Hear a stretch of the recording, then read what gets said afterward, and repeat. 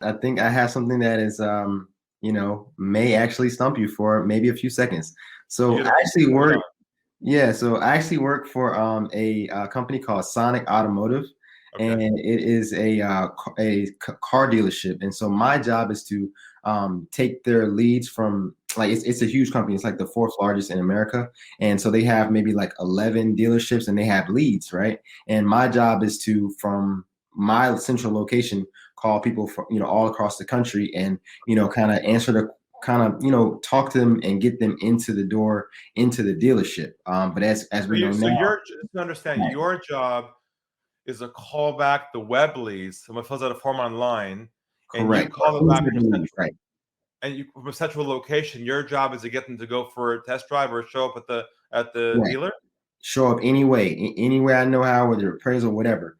But my Right. question is in an industry like the car industry, and I know you know about the American car industry, but car industry period, where lies are on both sides. Like there's lies on both sides.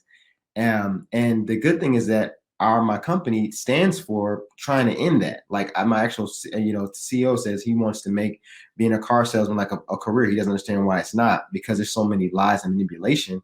We Right. don't negotiate prices, but the main thing is how do I sift through the truth about whether this person is serious, or what's really going on. Are they interested, or are they just trying to get my, because a lot of times they'll ask for information just to get it to take to another dealership, so it's like, how do I have that balance of answering their questions and building enough trust to get them to come in, but not giving too much, to where they say, hey, I got my information, I don't need to come in, Right. things like that. But also in the car industry where lying on both sides is kind of like expected. You'd be surprised that not telling the truth isn't just in the car industry. It's almost in every industry. Right. And that's the core problem with selling in general, is that potential prospects and clients hold back from telling people the truth who sell because they're afraid that it'll be used against them to make them do something they Right. don't want to do. So in some way, you're not unique, even though that industry you're in does have a external stereotype of being Right.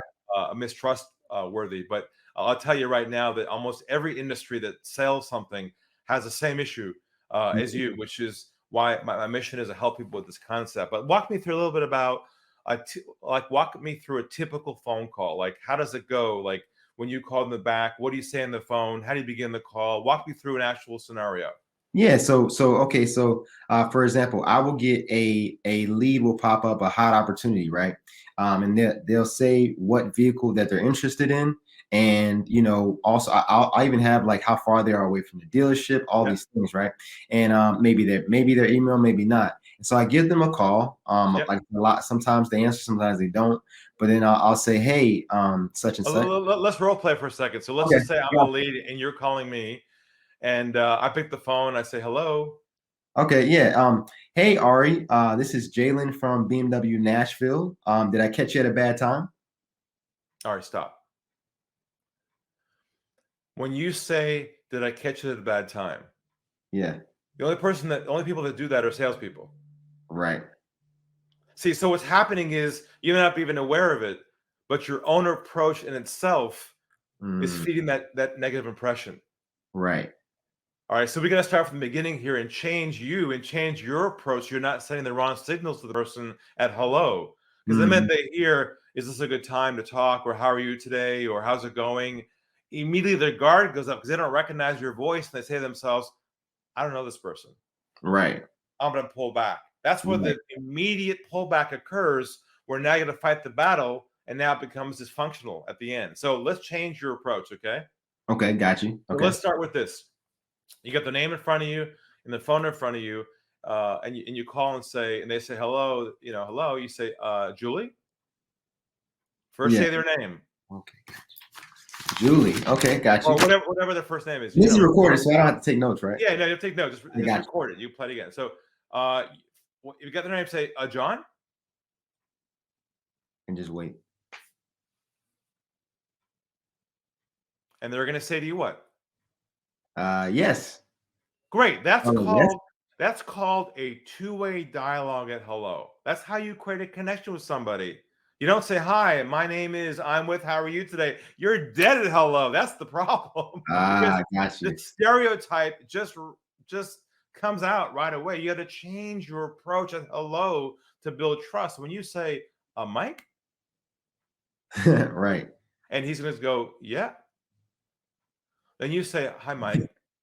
My name is Jalen. And I've got a note here that I think you sent through that you're looking for some help around looking for a vehicle. I think it was a BMW 320i. Is that right? Yeah. See, I Yeah. didn't say I didn't say where I'm from. I didn't say what I do. It's not about me. Oh The my call's God. about them. See, the problem is you're starting the call talking about you, introducing yourself.